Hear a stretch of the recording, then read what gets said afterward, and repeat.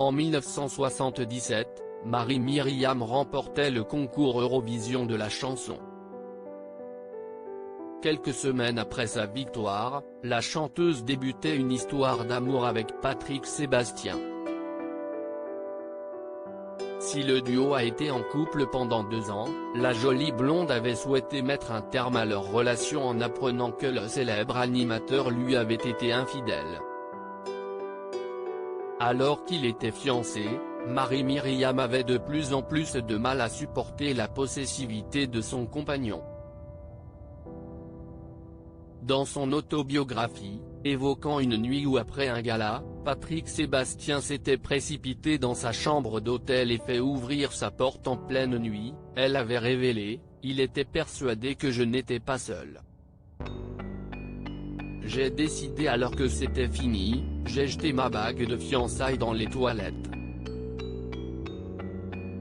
En 2017, CIST dans les colonnes d'ici Paris que Marie-Myriam avait fait de nombreuses confidences sur sa relation passée avec Patrick Sébastien. J'avais 20 ans, il en avait 24. On a vécu de magnifiques années ensemble. Patrick a été mon premier grand amour. J'adorais sa famille et j'ai souvent gardé son fils Sébastien qui est malheureusement décédé dans un accident de moto à 19 ans.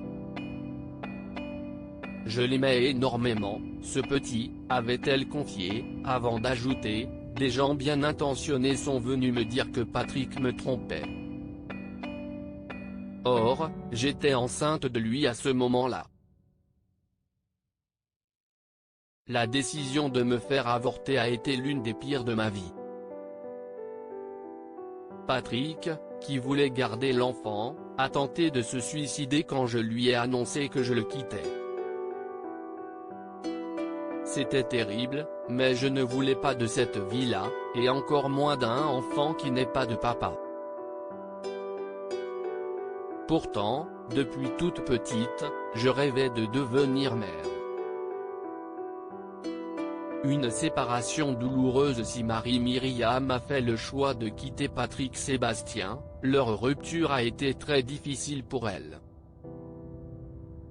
Pour Ici Paris, elle avait en effet révélé « Notre séparation a été très douloureuse autant pour lui que pour moi.